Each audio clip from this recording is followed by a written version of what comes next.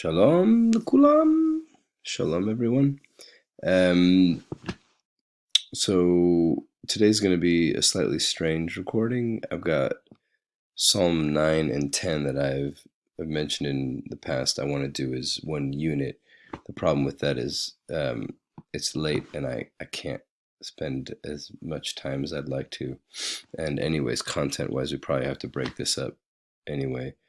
So we're going to do Psalm 9, and in fact, we're just going to do half of Psalm 9. But before we do that, I'm going to just explain briefly, kind of along textual critical lines, how these two things might be thought of as one unit.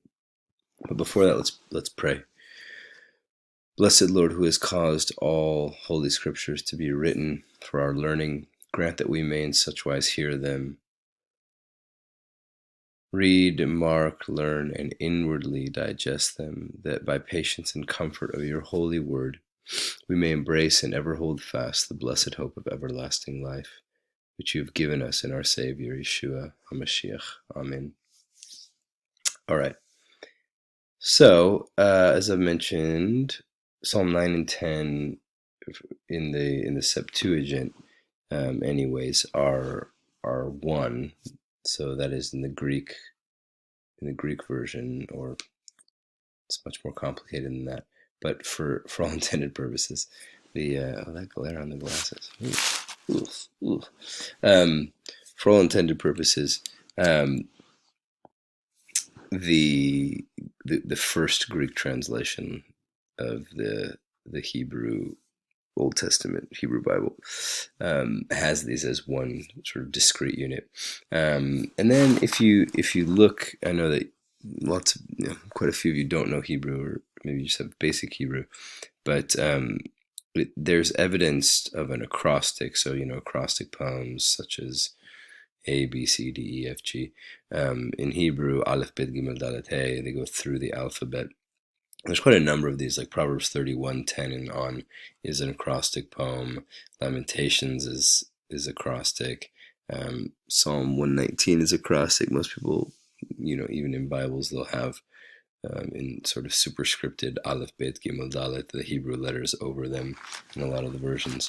So here we've got, you can see in the kind of first verse after the superscription, Aleph, Bet, Gimel. It skips Dalet, strange. Hey, Vav, Vav. You keep going, Zain, Chet, Tet, Yod, Kaf. But you can see there's been inserted other verses that kind of break the acrostic poem.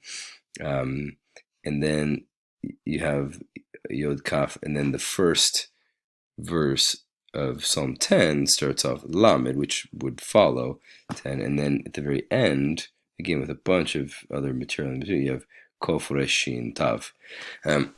So there's lots of opinions on what might have happened here. You could have had multiple poems sort of just spliced together.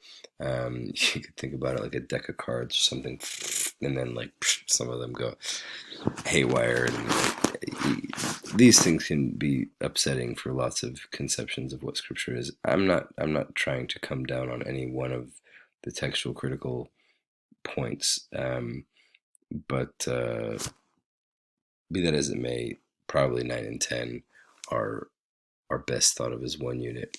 But for today, we're just going to be going through content-wise half of 9. So let's get on with it, okay? And I'm going to read the Hebrew. I'll try to read it slowly, and then we'll talk about a few features of the English, okay? למנצח אלמות לבן, מזמור לדוד. אודה אדוני בכל ליבי, אספרה כל נפלאותיך. אשמחה ואלצה בך, אזמרה שמך עליון. בשוב אויבי אחור, ייכשלו ויאבדו מפניך. כי עשית משפטי ודיני, ישבת לכיסא שופט צדק. גערת גויים, איבדת רשע, שמם מחית לעולם ועד. האויב תמו חרבות לנצח, וערים נטשת, אבד זכרם המה. ואדוני לעולם ישב, כונן למשפט כיסו, והוא ישפוט תבל, בצדק ידין לאומים במישרים. ויהי אדוני משגב לדח, משגב לעיתות בצרה.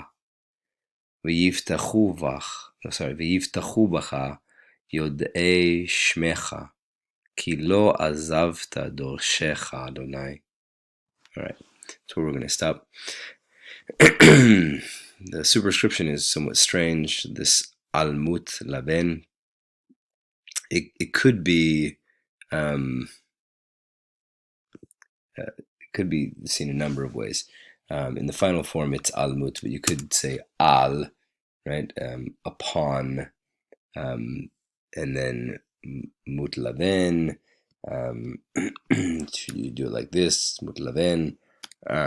There's lots of different issues here, textually, but as it is, for the conductor, for the maestro, for the tune of maybe Death to a Son or To the Son, a Song of David. Strange title, of course, except that one of David's sons did in fact die, and that was the first son of Bathsheba. I don't know if that has anything to do with it, but you could sort of hyperlink that superscription, to quote Paul Jones. Not about this, but hyperlinking superscriptions to narrative things in Samuel and Kings. But let's move on to the actual prayer or song itself. This is a cohortative, I will give thanks. I will thank Adonai b'chol libi, with all of my heart. Asapra, I shall tell of all of his wonders. Niflotecha is a word that you find associated with the Exodus. Esmacha ve'el tzavach. Interestingly, I struggled here. You could easily just translate this as rejoice, but I thought, for a lot of Christians or people who've been in church, you think about rejoicing, and it has, frankly, a static. I think we've all been in plenty of situations in which the words, the content, and even maybe the melody of the song, the hymn, has been happy clappy, and the words rejoice have kind of, they've been there, right? They're present, but a word being present and an activity being real, there's a great divergence between these things, a great chasm sometimes. And I just think what the Bible's talking about is a sort of uninhibited, fully invested kind of non-ironic, non-circumspect sort of like giving of oneself. So I said, get up off my feet. I will get up off my feet and cheer for you. Because the kind of thing that I thought was like at a stadium where people are so sort of unencumbered and kind of so inhabiting the activity of someone else that they are all about. Like I think about friends of mine like Matt DeZita, and he wouldn't mind me name dropping where it's just like the man is so, he like lives in the narrative of the Kings, right? The Sacramento Kings. And we all know people who just like they live inside of their local teams, and their vicissitudes are the vicissitudes of the fans. This is like fan language. Like, I will just freaking throw it all out and scream my lungs out in praise for you. Yeah. So I will jam. I'll sort of riff. I'm gonna make a kind of song to your name, or on the theme of your name. And Robert Alter here says, "Let me hymn your name." I kind of like that too. Let me hymn your name, Elyon, Most High. Um, Nothing higher than his name. All right, and then Bashuv Oivai, in the turning back of my enemies, like behind or falling back. They stumble, and there, Yoved Avad, you'll see you have this Avad there, and we're going to have it a bit later on as well, right here, Avad. Okay, so this is like the root of, in Revelation, Abaddon. Has to do with destruction. So sweeping or perishing, right? Um, they'll perish from before your face. Hold on to that idea of the enemy. We'll talk about that in a minute with Ha'oyev here. Okay. Kiasita mishpati, for you have executed, or you've done my cause, my like right, my legal claim, and my judgment. You've sat upon your throne, um, judging righteously. But this is such an interesting thing. You could even say judging righteousness, like, so you could say that God judges all forms of righteousness, that he is the sort of last arbiter, and the buck stops with him, and and responsibility certainly, but um, that gets us off onto other things that we don't need to talk about exactly, because they're not the point here. But like that ultimately God has the authority and the rights to judge even righteousness. What is righteousness? Um, and then here it gets wild, especially in light of what's going on right now. Ga'alta goim, you have, I say, you took the nations to task, you rebuked them. Ibarat Rasha, you destroyed the wicked. It's important that like these kinds of things are based on ethical things, ethical denotations. Shema Machita, you've wiped out their name, the remembrance, forever and ever.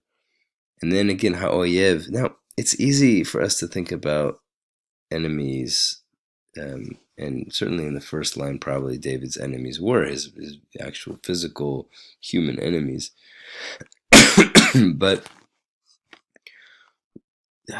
we lose something in sort of not reading the Bible figuratively, or I don't want to say metaphorically, but maybe allegorically. Like the early church read the Bible very allegorically. And if we turn to 1 Corinthians 15, where it talks about enemies here, I'll bring this over. Right, where it says, "But in fact, Christ has been raised from the dead." And here we're going to get another kind of enemy, where down here it says, "The last enemy to be destroyed is death." Death is an enemy. In the Christian conviction, in the Christian narrative, in our belief, it's an enemy, right? It's not nothing. It's not a sort of sweet friend. There are other really good sermons and illustrations of this.